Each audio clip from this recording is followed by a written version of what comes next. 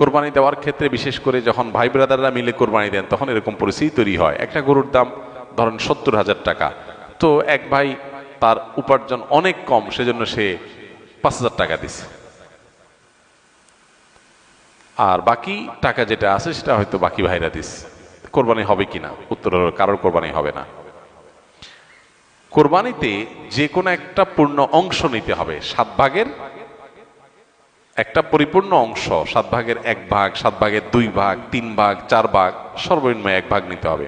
ভগ্নাংশ নেওয়া যাবে না, অর্থাৎ 1 ভাগেরও অর্ধেক নেওয়া যাবে না। 2 ভাই মিলে 1 ভাগ নিছে, হবে না, তখন সেটা গোস্ত খাওয়া হবে।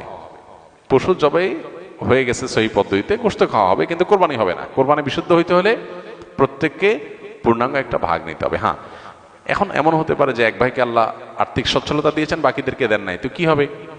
তখন সচ্ছল যিনি, তিনি তার পক্ষ থেকে কোরবানি দিয়ে বাকি সবাইকে সবার পক্ষ থেকে দিবেন, যে ঠিক আছে তোমার পক্ষ থেকে একটা শেয়ার, তুমি টাকা দিলা না, আমি তোমারটা দিয়ে দিলাম, এটা হতে পারে।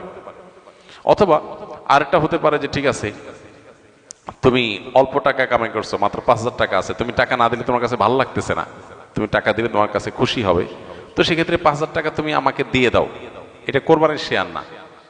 আমি কোরবানিতে এটা লাগাবো সেটা ভিন্ন বিষয়, বাট তুমি শেয়ার হিসাবে দিলে না, এটা হতে পারে। প্রবাসীরা অনেকে একটা কাজ করে, বিশেষ করে মিডিল ইস্টে যারা থাকে, অনেক প্রবাসীরা কোরবানি ঈদের দিন নিজেরা একটা ছাগল জবাই করে, তো রুম